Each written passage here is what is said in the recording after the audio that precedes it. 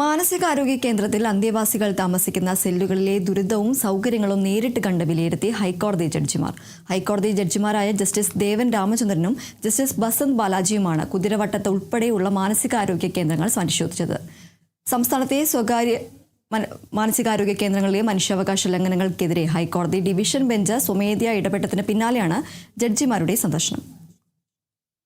ഏതാനും ദിവസം മുൻപാണ് തിരുവനന്തപുരം ഊളംപാറയിലെ മാനസികാരോഗ്യ കേന്ദ്രവും തൃശൂരിലെ മാനസികാരോഗ്യ കേന്ദ്രവും ഹൈക്കോടതി ജഡ്ജിമാരായ ജസ്റ്റിസ് ദേവൻ രാമചന്ദ്രനും ബസന്ത് ബാലാജിയും സന്ദർശിച്ചത്. അതിന്റെ തുടർച്ചയായാണ് ഇരു ജഡ്ജിമാരും കുതിരവട്ടം മാനസികാരോഗ്യ കേന്ദ്രത്തിലും എത്തിയത്.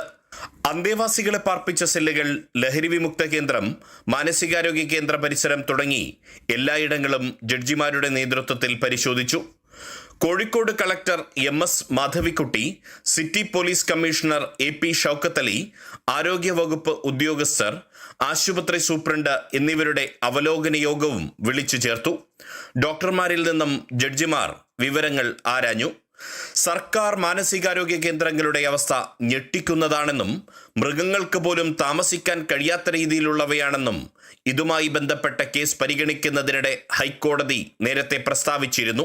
21-ന് കേസ് വീണ്ടും പരിഗണിക്കാനിരിക്കെയാണ് ഹൈക്കോടതി ജഡ്ജിമാരായ ദേവൻ രാമചന്ദ്രനും ബസന്ത് ബാലാജിയും കോഴിക്കോട് കുതിരവട്ടത്തെ മാനസികാരോഗ്യ കേന്ദ്രം സന്ദർശിച്ചത്.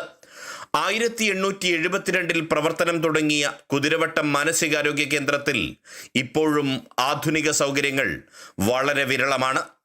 20 സുരക്ഷാ ജീവനക്കാർ വേണ്ടിടത്ത് 4 പേർ മാത്രമേയുള്ളൂ.